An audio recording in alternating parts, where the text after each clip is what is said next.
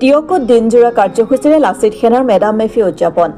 লাচিত সেনা আৰু বামুণপুখুৰী কোঁৱৰ সেনচোৱা ৰাইজৰ যুটীয়া উদ্যোগত কোঁৱৰ সেনচোৱা গাঁৱত মেডাম মেফি উদযাপন কৰা হৈছে। পুৱা পতাকা উত্তোলন মৈদাম তৰ্পণৰ পাছতে টাই আহোম জনগোষ্ঠীৰ নিয়ম নীতিৰে বানফ্ৰী পূজাৰ আৰম্ভ কৰা হয়। গাঁৱৰ সকলোৱে অংশগ্ৰহণ কৰা তথা টাই মন্ত্ৰ উচ্চাৰণত পূজা সম্পন্ন কৰি উক্ত পবিত্ৰ পূজাস্থলীৰ পৰাই বৰ অসমৰ সকলো জাতি জনগোষ্ঠীৰ মাজত সম্প্ৰীতিৰ কামনা কৰা হয়।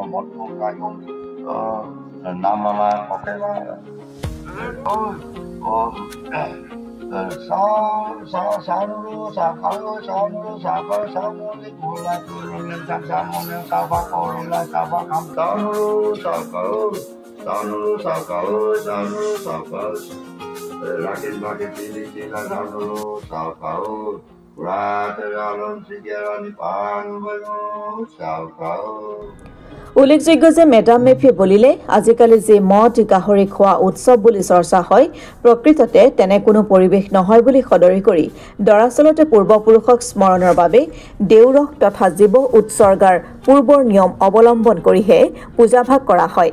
আৰু সেয়েহে মেডাম মেফি উদযাপনৰ ক্ষেত্ৰত এইসকল উদ্যোক্তাই ছাত্ৰ ছাত্ৰীসকলক লৈ চিত্ৰাংকন প্ৰতিযোগিতাকে ধৰি কেইবাটাও কাৰ্যসূচী গ্ৰহণ কৰাৰ লগতে দুপৰীয়া এখনি মূল সভাও আয়োজন কৰিছে, য'ত বৰ্তমান সমাজত মেডাম মেফিৰ প্ৰাসংগিকতাৰ ওপৰত বিজ্ঞজনে আলোচনা কৰিব বুলি জানিব পৰা যায়।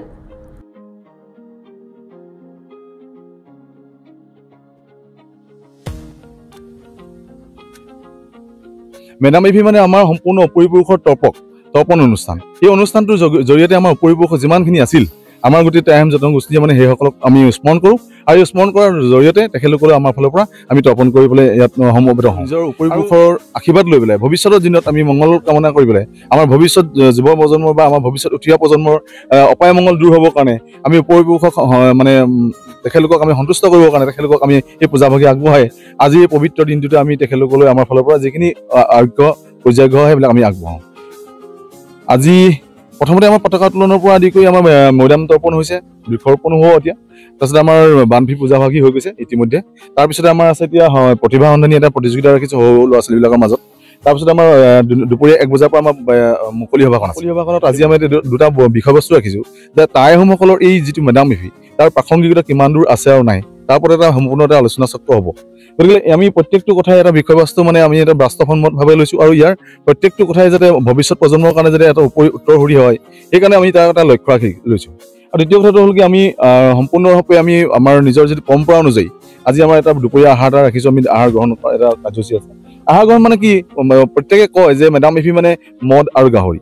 মানে ধৰি লওক আমি সাজটো যিটো উলিয়াওঁ, সাজটোক আমাৰ যিটো টাই আহোম ধৰ্মমতে আমি যিটো কওঁ লোকলাও, এই লোকলাওটো কিয় উলিওৱা হয় আৰু কি তাৰ লগত আমি যিটো মানে আমাৰ গাহৰিটো ওলায়, গাহৰিটো মানে কি হয় উলিওৱা, আমাৰ গাহৰিটো লাগিবই নেকি, যে মানে আমাৰ পৰম্পৰাগত খাদ্য নেকি, এই গোটেই বিষয়বস্তুবিলাক অকণমান ভ্ৰান্তৰ ধাৰণা কিছুমান মানুহৰ মাজত সোমাই আছে। গতিকে আমি সেইবিলাক সম্পূৰ্ণৰূপে পুংখানুপুংখভাৱে গোটেই প্ৰত্যেকটো বস্তু আমি প্ৰত্যেকজন ব্যক্তিয়ে যাতে জানিব পাৰে, সেইকাৰণে মেডাম মেফিৰ উৎসৱভাগি কেনেধৰণে উদযাপন কৰোঁ আৰু ইয়াৰ কি প্ৰাসংগিকতা আছে এই বস্তুটোৰ ওপৰত মানে সম্পূৰ্ণ এটা আলোচনা হ'বলগীয়া হৈ আছে। গতিকে ভাবোঁ যে মদ আৰু গাহৰি মানে মেডাম মেফি নহয়।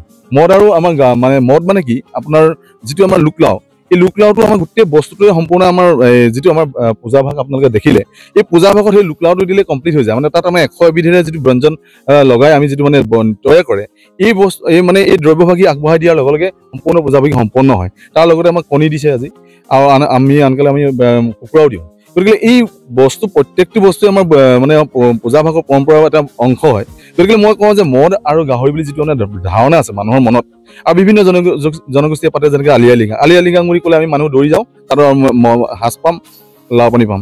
নহয়, একচুৱেলি তেখেতলোকৰ যিটো মানে পূজা, আমাৰ যেনেকৈ ধৰণে আমি মেডাম মে ফিটো যেনেকৈ পাতিছোঁ আজি এই মেডাম মে ফিটো আমি পৰিৱেশক সন্তুষ্ট কৰিবৰ কাৰণে যিখিনি দ্ৰব্য আগবাওঁ এই দ্ৰব্যখিনিৰ মাজতহে আমাৰ লোক লাও আৰু আমাৰ এই মানে জন্মিং বুলি যিটো ইয়াতে আকৌ কৈছে সেইবিলাকৰ মাজত আমাৰ পৰি আহে ইয়াত আপোনালোকৰ ধৰি লওক আমি আমাৰ হিন্দু ধৰ্মৰ মতে আমি যিখিনি কওঁ যেনে জাচিংফা আমি এতিয়া আপোনালোকক আজি আমাৰ পঢ়িতে বুজাই থৈ গৈছে যে মানে সৰস্বতী বুলি কয় লেংডং বুলি ক'লে আমি স্বৰ্গাদেৱী গম পাওঁ লাংকুই বুলি ক'লে আমি শিৱক গম পাওঁ কিন্তু কথাটো হ'ল আমি টাই ভাষাৰ প্ৰত্যেকটো বস্তুৱে আমি ইয়াত ধৰি ৰাখিবলৈ চেষ্টা কৰিছোঁ যদিও আমি টাই ভাষাটো আমি কমপ্লিট নাজানো হ'লেও আমি ইয়াত ধৰি ৰাখিব বিচাৰিছোঁ আৰু সেয়ে আজি এই পৰম্পৰাগত আমি এটা গতিধাৰা অব্যাহত ৰাখিছোঁ